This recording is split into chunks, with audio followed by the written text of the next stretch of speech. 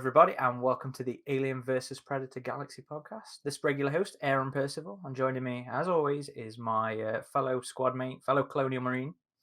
Adam Zeller, aka RidgeTop. And we're joined today by a special guest, another Colonial Marine. This one's an actual, authentic Colonial Marine, dropping people through those missiles raining around explosions behind as she flies off. Welcome, Ashleigh Haddad, the voice of Corporal Hunslet from Aliens Dark Descent. Hello. Thank you for joining us. Thank you so much for having me. Thank you for inviting me on.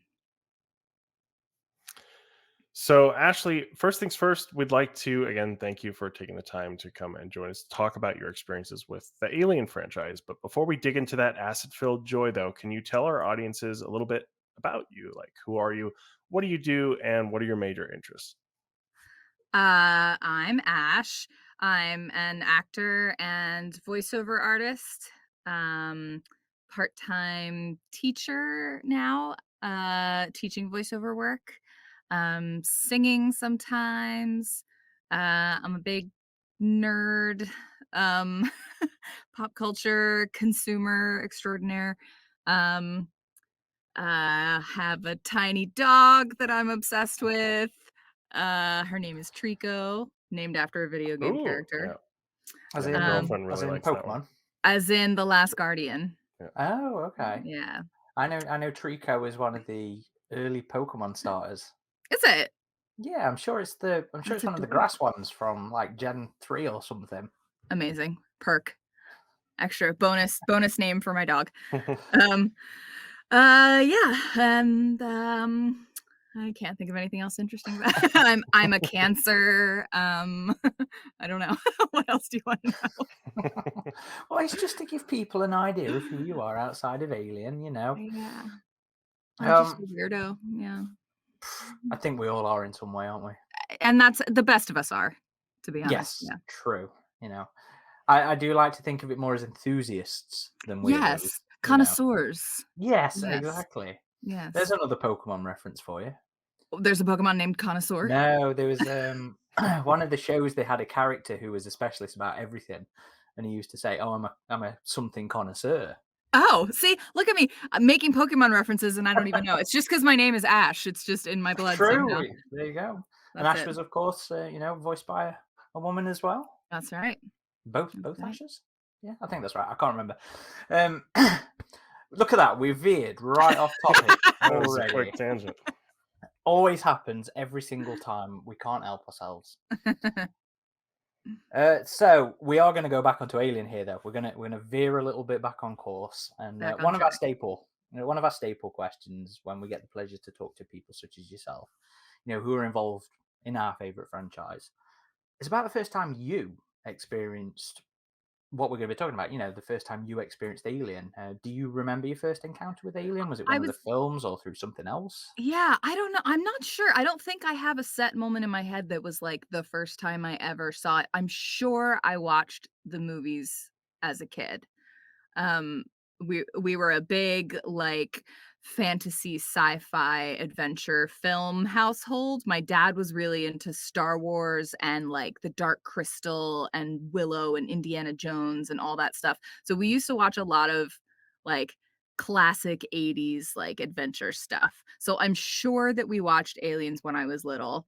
But I don't have like a strict memory of like, oh, it just kind of feels like it was always there in my in my life.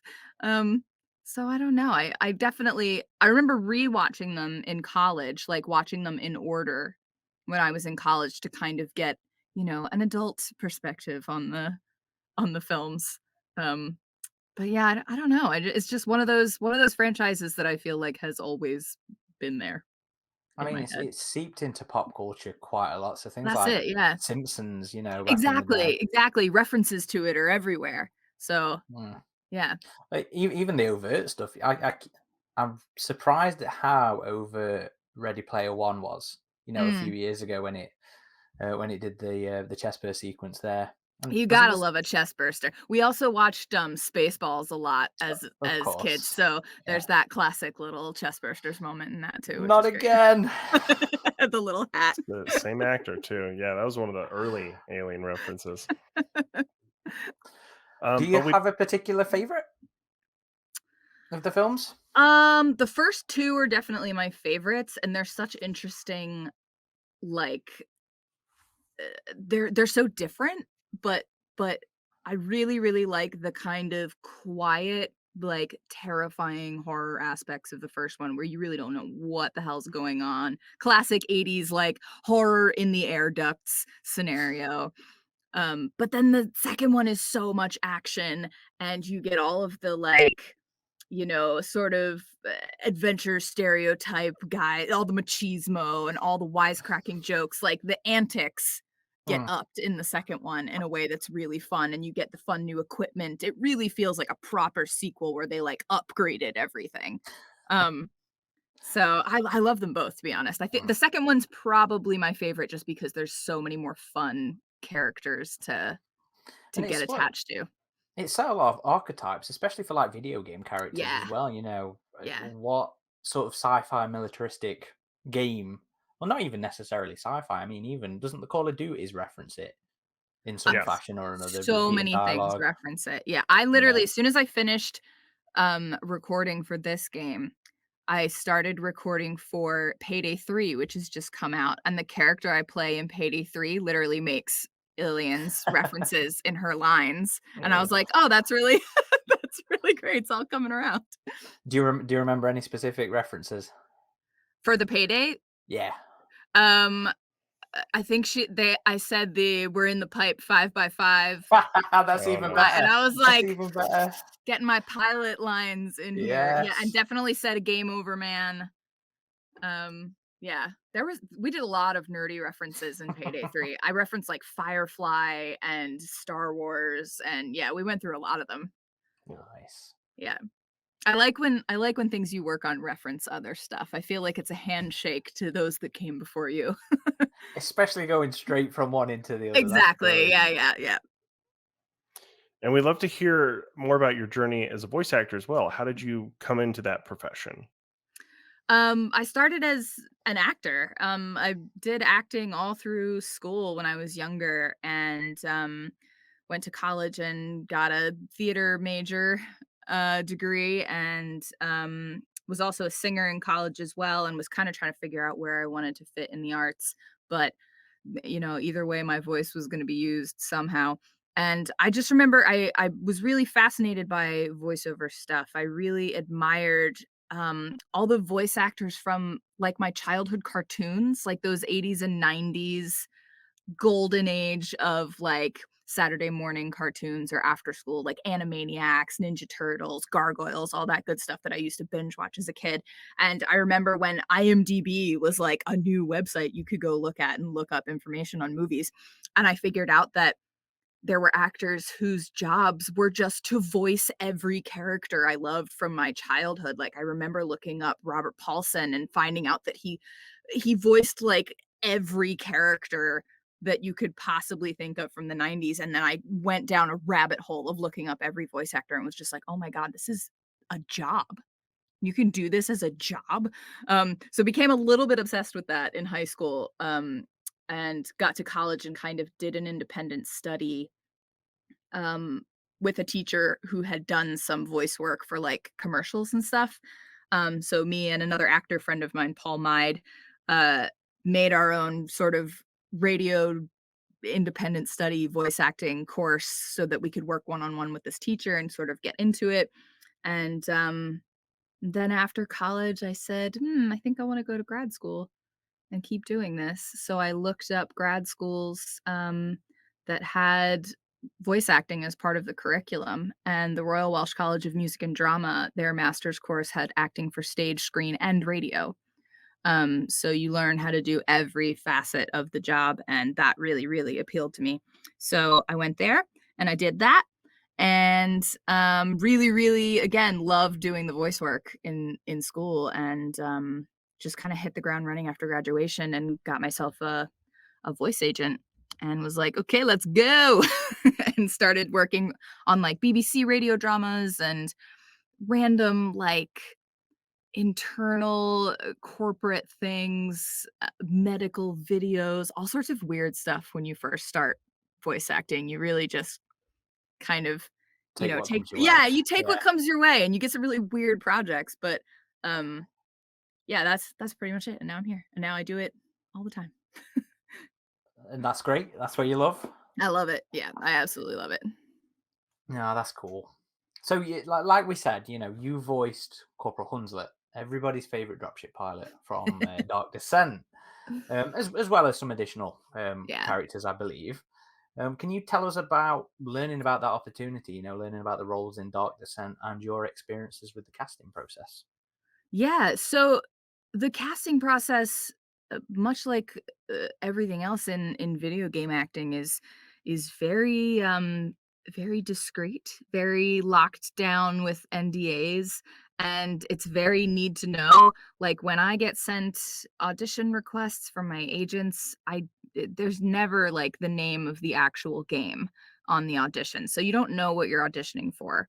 Um, so I think the initial audition material was just like, she's a Marine, she's snarky, she's got a big mouth and a cocky veneer, and she's like a lighthearted foil to the action scenes. And I was like, okay, you get like a little snippet of a description of a character. And if you're lucky, you get an image of something to kind of give you an idea. And so I think there might have been a little design snippet of her head to be like, "This is what she looks like," but it didn't With give the anything aviators. away. No, it wasn't aviators, it was Oh just a no, picture of her under the helmet, which I feel like a lot of people don't know what she looks like under the helmet. no! Does the game even? I don't think the game even I shows don't think that. the game ever shows it, but if you look Yeah. at some production, like, materials, there's, she's got short, cropped, like, cool blonde hair, she's got neck tattoos, like, yeah, she's really cool. Um, but yeah, I basically just got a snippet that was like, she's a smartass Marine and she's a pilot. And I was like, okay. And they were like, it's a, space game. So you're like a space pirate. And I was like, cool. Um, so that was pretty much it. And then the lines are very vague. The lines don't give anything away either. So it's all very much like incoming, just like really kind of like random battle lines and maybe a few quips. No, no, in the Um, pipe 5x5. no, nothing like that. Ah, Yeah, nothing to give it away. So I auditioned in July 2021, which feels like a million years ago yeah, now, yeah. and didn't start recording until that fall, like maybe that September. I recorded a little bit for her, and even in that first recording session, they didn't tell me what the game was. So I was Wow. recording the first chunk of lines just being like, "Yeah, it's like a space game. You're just like a space pilot. No big deal." And I was like, "Okay." And so we recorded the first several lines just being like, "I don't know, this is what she sounds like, I guess." Um, and it's essentially like the way they were describing her to me in the booth, they were like, "Yeah, she's kind of a smart ass. She's like, she doesn't mean it. She's harmless, but she's a jackass." And I was like, "So it's just me. It's just me." And they were like, "I don't know, is that you?" And I was like, "It's just me." So, it wasn't that much of a stretch for a character choice. But yeah, did some recording and still didn't know what the game was. Still wasn't allowed to know. Very hush hush. And it wasn't How until like I think the next summer. Like there was a big gap where I think some game development was going on and the scripts weren't ready yet and all that kind of stuff. Stuff kept getting pushed back. And then I think 2022 when they brought me back in with a lot more script, they were like, "Okay, so here's the deal. You're in the Aliens universe." And I was like, "Ah!" Freaked out, but played it cool.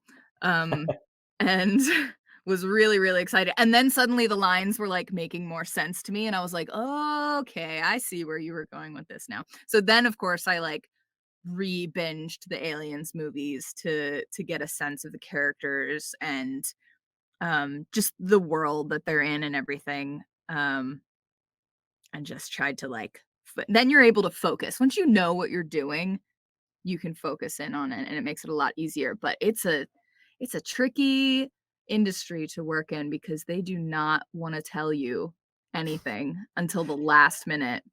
is it typical to have like that big gap in. I record a little bit here. Sometimes, yeah. It depends on the size of the game, I think, and also just like, I don't know, I think a lot of stuff was still kind of a bit backed up from the pandemic in 2021. So maybe some stuff kind of was still catching up. Mhm. But yeah, I can't really speak on that because I'm not part of the game dev team that does the script writing and all that. So I don't really know what it is that causes the delays like that, but it does happen. Um, there've been quite a few games where I've recorded material for it and they go, "Oh cool, there'll be some more later." And then you kind of forget about it, and then about a year later they're like, "Hey, it's me again. We wrote Does, 2 more pages." And you're like, "Oh god, okay. Yeah, of course." does And you come does back that not in. make it difficult Oh, from it your is. perspective of, It's very getting back? difficult. Yeah, Okay. yeah, yeah. It is very difficult. It's difficult because you kind of never know when you're done unless they go, "And that's a wrap." But even then, sometimes they go, "Oh, just kidding. We've had some rewrites," and come back again later.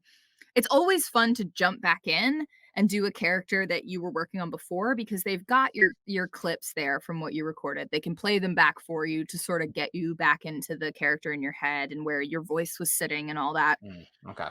which is great. But I would love it if we were able to, like, do it in big chunks so you could kind of stay in it the whole time, but that's not the way it works. With video games, you gotta be able to hop in and hop out several times. Yeah, long development process, like Yeah, a it lot of really them. is. It really, really is. They were all very nice, all the game devs on, the Aliens, work. They were really cool. They were fun. Did they have to play you back your initial stuff for Hunslet? Yeah, I'm sure they did. Yeah, several times. I mean, I went in a bunch of times to record and there were big spaces in between them, so we always would just go back and listen to remember where my voice was sitting the last time we did lines and all that kind of stuff. And then either they would, if they redid a scene or if they've added a bit to a scene, they would patch it all together and go, right, so this is happening between this, and here we go. Okay. Yeah, it's good stuff. So you mentioned going back and binging the Alien films again. When you Yeah, realised what you were working on. yeah, Um, so just to sort of build on from that, military and science fiction really loves pilots. It really does. they do. Yeah. Uh, but the Alien franchise hasn't spent too much time with its own dropship pilots, so I can't imagine you had too much of too much in the way of in universe reference there. So how did you prepare for this role? How did you get in that headspace without that specific reference? Yeah, yeah. Well, if you go back and you're trying to watch, like, specifically Alien Universe pilots, you only get Pharaoh for for a little chunk, and then she gets it. Um, there's only so many references that you can find for that specific universe, but you get the idea of, like, the back and forth between all of the Marines, the way they all act towards each other, and the way that they have that sort of, like, almost fraternity vibe where they're, like, giving each other shit all the time, but it's in jest. But then when stuff gets heated and they start, like, really jabbing where it hurts and, like, they get into a scuffle and then it's, they do the breaking it up and, "Oh, we're cool. We're on the same team, guys." You get that sort of, like, that vibe by watching the alien stuff, by watching, like, Starship Troopers is another similar one where you could watch that and get the same similar, like, demeanor of all the soldiers and everything, and the way they talk to each other. So just watching movies like that, I think was probably what I did in the moment, just to go, "Okay, I think that this is what I," because they said she was kind of like, they were like, "We kind of want her to be somewhere between, like, Hudson and Pharaoh and, like, a little Vasquez and, I like a can see that. mixture of." I Yeah, can yeah, see yeah. that. Like, the quippy, stupid lines of, like, Hudson, but she's cool like Like Pharaoh. that. But Yeah. yeah, yeah, yeah. Because they said that they even gave me a little backstory for her. Once I was allowed to know what the game was, they gave me, like, a little bio for her that said something like she was really, really smart, like Ivy League smart, like she went to an Ivy League Okay. school to be an engineer, but, like, didn't care, like, was really a slacker in school, so was just, like, coasting through her classes and not doing any effort, and the school had to be like, "Hey, slacker, you kind of need to up your game here. And she was like, yeah, that's not me. Sorry, deuces. And she like quit Ivy League school and was a disappointment to her parents. So just like joined the Marines to get away from everybody and to stop everybody pressuring her. And then was like, oh, this is actually really fun. I could get into this. And so she's like way smarter than I Than think she lets on. people. Yeah, Yeah. she has a smart ass mouth, so you don't. I think she uses that as a defense mechanism, but she's They're the actually fun really characters. fucking clever. Yeah, Yeah. yeah. I'm a big fan of the Stargate franchise, Mm, and that is essentially Jack O'Neill in that series. right, right. Uses humor as a way to deflect from his actual intelligence. Exactly. Yeah, I think that's exactly the vibe they were going for, and so I was like, "Oh, that really helps with Yeah. with, like, how you're gonna deliver lines and how you're gonna be snarky at your, coworkers or your boss or whatever." So, yeah, Yeah, I even like. though we haven't had too many dropship pilots, I mean, really just the one in the Alien films. The games have had a few notable ones. I knew you were going to bring her up. I couldn't remember a name when I was writing the questions, which is why I didn't mention her. But I knew you'd bring it up. Are Go you on. thinking of Johnson for AVP Yes, two? that's Yeah, it. she Yeah. she was one of the earlier ones, and then more recently we had Thayan with the last Aliens game, Fireteam Elite. I Right. believe I'm No, I announcing haven't that. played either of those, but that's Yeah, I'm glad that they're getting the attention they deserve. they do seem to Go on. all have like snarky yet endearing Do personalities. your Like, Yeah. favorite quote from Johnson. Go on. oh, uh, wait. So, well, you have to start it off. Where did you learn to fly? Flight school, the same place they taught me not to fly in hurricane winds. Right. She's supposed to be Scottish, isn't she, or Well, Irish, or I can't something do a like that? So female Irish accent very well, man. I'm sorry. I'm not the the voice amount the actor. amount of times I hear Adam say that when we're playing games. Amazing. But what was a typical recording session like for you? Is most everything with voice acting still being done by remote these days? See, you have your own studio now, or were you in a studio at all for this process? Yeah, no, I was in a studio for this entire game. I did the audition from home from my remote studio. But then I did the recording at a really great studio in London called Side. Um, and they do a lot of really good, cool video games there. So I do a lot of my work there. But they all of the recordings we did were at Side Studios. Um, and yeah, it was kind of you tend to get the scripts like maybe the day before you go in, you get the latest updated script. And then the day of, sometimes they're like, "Ooh, there's actually been a change. There's a couple extra lines that there weren't in there when you got them." It's a lot of it's really last minute because like you can almost like feel the writers in the next room still writing pages as you're saying the lines. Um, and then there would be the director at side in the booth like with us, and that was Jay Bond. And then on in the headsets were like some of the game devs, like some of the writers and stuff, to just to be there to talk through some lines or to go, yeah, that's what we were thinking of, or if we had any questions like what is she talking about in this, because you don't always get like references. You kind of just get the lines, and sometimes you only get your lines. So So you don't know it's the context of yeah, what you you're don't really actually know what talking you're about. talking about. Or Yeah. if they mentioned like a new piece of equipment, a new ship, a new something or other, and we didn't know what that was yet because this is the first time they're ever mentioning it. We had them on the Uh, phone to kind of go, "Oh, that's this. Here's a picture of it. Let me show you a thing." So that was it's really cool. I love getting all the kind of behind the scenes snippets of how they do all they come up with all of that and work with us during the process. It was really fun. And Hunslet got a lot of love from fans who played this game. What do you think it is about this character that resonated with players? Uh, it's probably because she's the smartass. I think people like the funny character. They especially if it's like a horror game or like a really suspenseful game, you cling to the comic relief moments where you can kind of like let a little tension off because somebody said something stupid. And also I think these characters are good for like being the person who says the thing that the audience is thinking. And I think every good show or game should have somebody who is the one who says what you're thinking at home while Yeah, the the cool audience guys are speaking being bit. cool. Yeah, while the cool guys are being cool and saying their cool guy lines, you need the one snarky person to be like, does anyone else think this is weird? No? Okay, cool.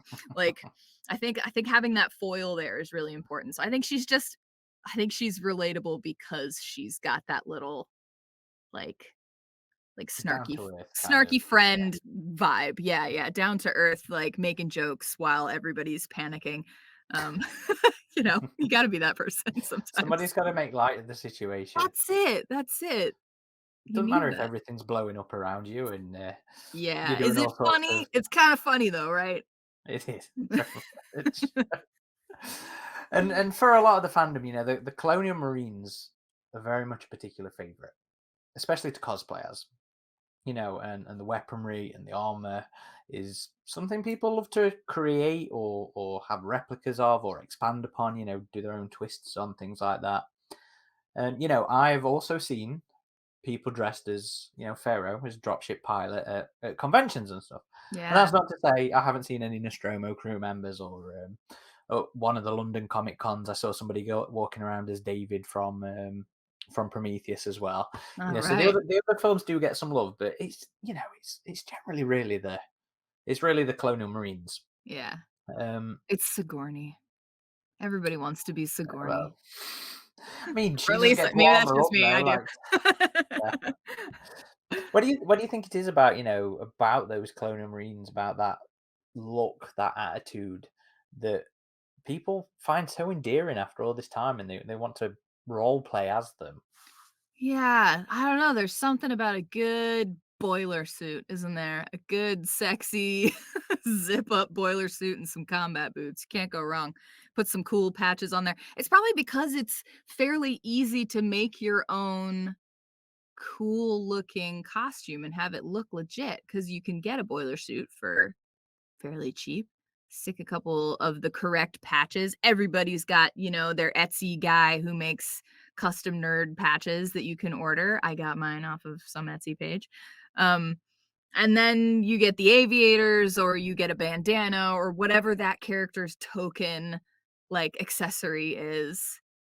It's fun to play dress up, isn't it? Everybody wants to play dress up and if it's accessible for you to make, I think that probably makes it a popular choice because cosplaying, some people put bank into their cosplay costumes, and I have nothing but respect for them, but I am also not a wealthy person. So the ones that look like, yes, I could probably pull that off and make that by myself in my bedroom. Like those are going to be the ones that I gravitate towards making myself. So maybe it's that. I don't know. Yeah, the My Colonial Marine costume and armor is definitely more accessible, I'd say, than a lot of sci-fi Yeah. Yeah. franchises to cosplay, like a Halo Spartan or something like that. Yeah, like a A lot more. stormtrooper. You can't just whip up a good storm, you know what I mean? Versus like a boiler suit. and to be fair as well, I've seen a lot more 3D printing of the armor, Yeah, that's true. which Yeah, has and made it a lot even cheaper. even now though, like the people who come with really intense costumes and stuff, like anybody costuming as a pilot, those helmets are not cheap. Mm. I have looked them up. I have looked out of Of course, curiosity. of course. They are not cheap. So respect still So to there's none anyone. sat on your shelf somewhere then. No, I have some face hugger and some aviators. But no, not a helmet. Someone else That can buy that. that's my cheap and dirty cosplaying. Some combat trousers, a That's shirt it. like this with the logo, and then a That's face it. hugger wrapped around my neck. Yep. Yep. And we got the Nerf pulse rifle as well recently. That's made it a little bit easier. Yeah, that's fun. It's always fun when there's like a toy version that's been Yeah, released. yeah, That's exactly. helpful. One of the scenes that really helped endear the fan base to Hunslet was the dropship dogfight sequence, Mm. which we've been told was nearly removed from the game. We were curious if there were any particular scenes or recording sessions that stood out for you in your memory as favorites. I didn't know that scene was nearly removed. I'm That glad it was wasn't. It's very cool. I was told that by a little birdie, and it would have been a crime if It that would had have. been removed Yeah, it was a from the great game. scene. I would have been outraged. No, it would have been fine. But yeah, that I'm glad that scene made it in because it was cool. I mean, there are very few lines in that scene. It's mostly just her doing the "hello there, good looking," and then it's all cool graphics of her flying the ship. Um, but favorite Hunslet bits. I think probably just anytime she's annoying the shit out of anyone on the other end of the line. Like I actually watched a compilation of Hunslet lines that somebody put up online, and I was cracking up laughing because 90% of them are met with "Can it, Hunslet," or "Shut up, Hunslet," or like like basically telling me to Harper shut the fuck really up. got on Yeah. your Oh yeah. god, I just lived to annoy him, and so I could just make a whole montage of Hunslet being told to shut the fuck up. Um, so that was always really fun. Um, and then other than that, I think a crowning, like, life achievement moment for me was that I got to record some death scenes of other characters getting killed by, like, face huggers or, I voice a veterinarian who gets killed by the, like, spear tail through her, and then she gets sucked into an air vent, so we had to do a Yeah. right. So, it's the noise of the thing going through you, gut gut puncture, and then you're gurgling blood, and then you get dragged into the air vent. So it was a whole period of, like, trying to figure out what that scream specifically sounds like. So fun. And I remember like emailing my agents as soon as I got out of that session, like, I have officially been killed by xenomorphs. I feel like this is a life tick off box moment for me. It was really fun. How do you even come up with that? That reference material's got to be Yeah. blacklisted on the web on the internet, surely. I would love it if they could just send me that sound clip from just me, the squelchy, gross death noises we made because they were real good. I was like, "Ooh, can I get this as a ringtone?" Um, but you Do really you ever have to, like, when you are gurgling or whatever yeah. and you're supposed to have blood, do you actually have to, ever put anything? You can put water you can do a lot of Okay. gurgles by just making your mouth wet while taking a chug of water beforehand, and we do that sometimes if they want it to be real juicy. Yeah, it's a lot of fun. We spend a lot of time making sure that the deaths are as gross as humanly possible. That's That is a good funny. time. Yeah. So the other character you played was the vet that we meet early on. Was it just Hunslet and, Yeah, I forget yeah, her name. her name was I don't remember. She was a vet. McNeil? Yes, Something yes, like that? that's it, that's it. Yeah, McNeil, and then I voiced a couple other, like, random people that you see get attacked in various scenes by face huggers, so we had to do, like, dying noises while being smothered on your face and that kinda thing. Was Um, that for, like, the early cutscenes with, yeah, some other cutscenes, I think, yeah, it was just, like, lab assistants or whatever dying. yeah, I think, I can't remember the actress's name. The last that did Mako, she'd also done, bits for the facehugger Yeah, stuff as well at the start. yeah. How did you end up doing McNeil then? Was that a case of That we've done literally, they just Hunslet? sometimes throw in an extra character with you. They go, "We have an extra one for you to do while you're here today." Um Yeah, they just use you while they have you. If they have other characters and you're still there, then they just go, "Cool, we're also gonna give you this." So does it just work on a session basis then? We've got an hour, we've Sometimes. got this bit part, here you go. Yeah, sometimes. Okay. Sometimes I think it does work that way, and sometimes they just kind of go, "Right, we have this number of characters, we've hired this many actors, we have these small, tiny roles that only have a couple lines, let's just dish them out and add them to the scripts of the other people that are there." So yeah, I think Okay. I think it makes sense to do it that way because we can all do multiple voices. So long as you can make your character sound different from the last guy you were doing, it's all gravy. Yeah, fair. And you've told us offline that you hadn't had the chance to play the game, but you've seen cutscenes and your partner's played some of the games. So we're Yeah. wondering what you had thought of what you've seen and if your partner had shared any of their thoughts on the game. He really likes it. I've watched him play it and there have been moments where he's gone, "Okay, I have to take a break because I don't think I breathed for the last 10 minutes. Like I need to like because it's so stressful." I think the soundtrack is phenomenal. The the sound is so good in this game. Um, I forget the composer's name, but he blended Aliens and Alien yeah. 3 so Yeah, incredibly it's well. really cool, and they really got all of the noises just right. That very Aliens, the second one vibes with, like, the tracker beeping and all of that kind of stuff where, like, even if you can't see the danger, you know it's coming and you start to sweat. Like, that vibe is so heavy in the game, which I really like. Um yeah, I think it looks great. I think everybody did a great job.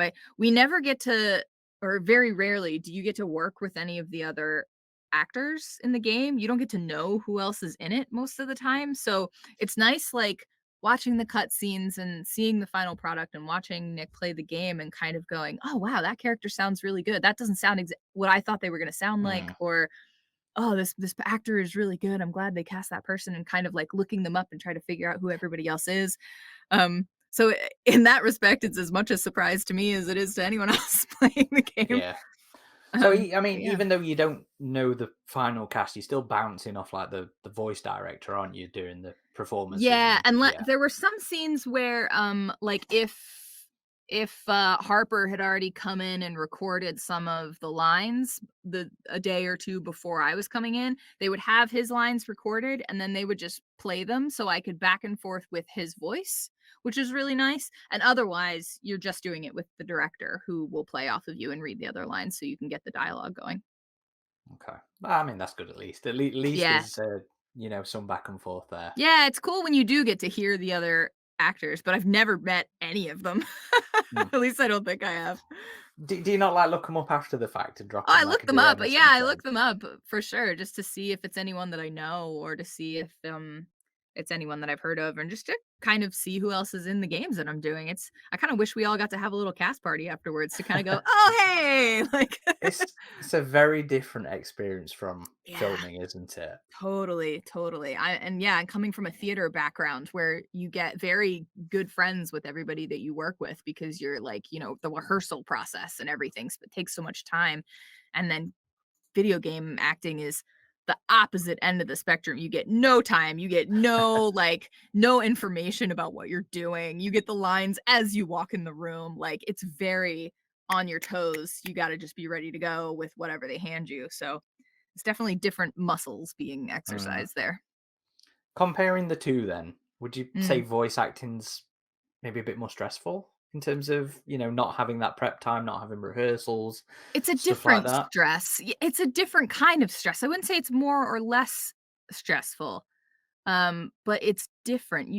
You're on your feet. So you just have to be like, if the idea of improv and like making stuff up as you go and being really flexible makes you nervous, then it probably is more stressful.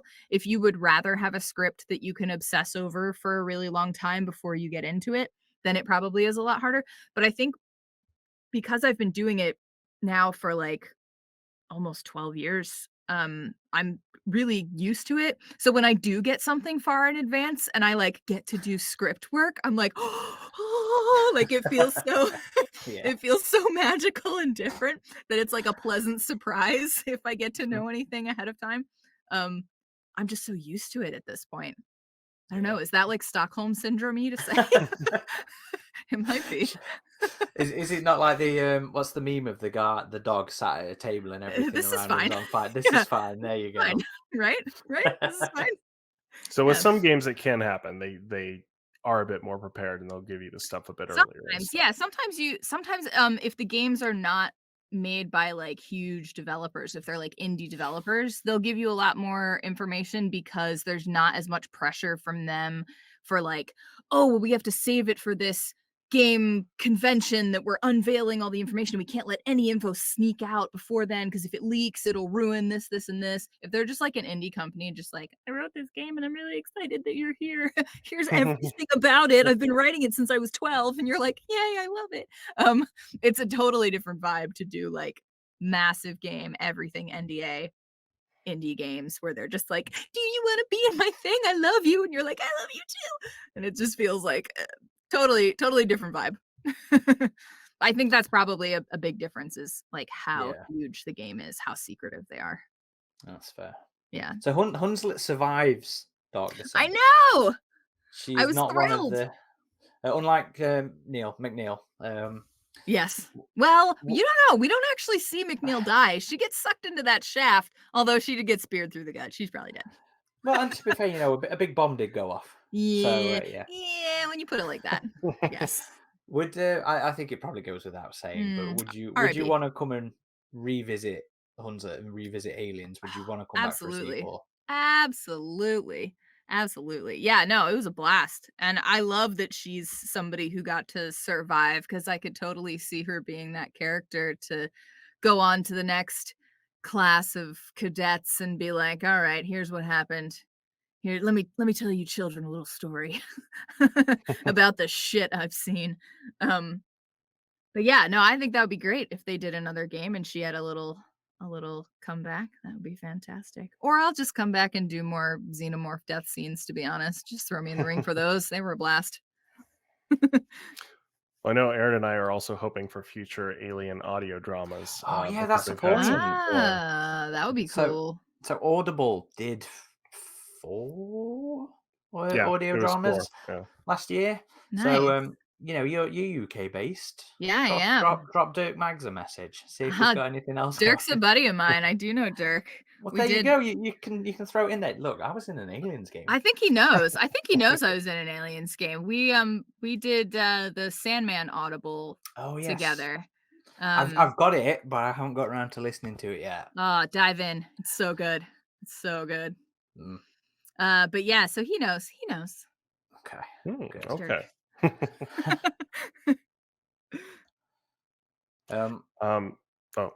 Yeah, I've redone it. You go for the last. So that's actually everything we have for you. But before we sign off, do you have anything, any thoughts or anecdotes that you'd like to share that we haven't given you the chance to with any of our questions? I don't know about thoughts or anecdotes. I don't know, really. Just thanks for having me. If you want to find me on the interwebs, I'm Ashleigh Haddad in most places. So on the artist formerly known as Twitter, I'm Ashleigh Haddad is my name on that and Blue Sky, and then I think on Threads and Instagram I'm Ashleigh.Haddad. Yeah, any website? Come say hi. I do. It's ashleighhaddad.com. Okay, that's nice and my easy. website. Yeah. And it's Ashleigh L-E-I ASHLEIGH Haddad HADDAD. That's me. There you go. Go visit. Go follow. Go visit. Tell me your fave characters. Show me your fan art. I love it. Show me everything. I love it. Have you had much sent across for anything? Actually, I haven't gotten much fan art for Alien stuff. For other games I have, there's a lot of Avlora fan art from Triangle Strategy. People got thirsty for Avlora. so that's fun. Google search that with care. Yeah. Well, thank you very much for joining us and coming and nerding out with us for a bit. It's very much appreciated. Thank you, guys. Thank you. And thanks for voicing such a fun character in the game. Aaron and I really loved My playing through pleasure. that game and gave it a good review. And so we're totally happy with it. Thank you. Adam, do you want to whore us out for the end? Sure. So you can always find us at our main hub of activity, our website, avpgalaxy.net. And we're also on all the major socials, Facebook, Instagram, Twitter, and Threads. We also have a Discord server and a Steam group. And thanks again to our patrons. You can find us there at patreon.com/avpgalaxy if you'd like to check that out. We got more podcasts in the works coming up here, but yeah, so. And if you're interested in learning more about Aliens Dark Descent specifically, we were joined at the end of last year by Thibaut Claudel, one of the writers of the game. And we spent a good 3 hours digging into the details and specifics of the game. So lovely guy. and give that a very lovely guy. He also joined us on a stream as well. So if you're interested in watching us play and talk to Thibaut, you can check us out on YouTube on the previous live streams. I think that's everything. Well, thank you everybody for listening. This has been Aaron Percival, Adam Zeller, and Ashleigh Haddad, aka Corporal Hunslet. Game over, man. Game over. Very nice.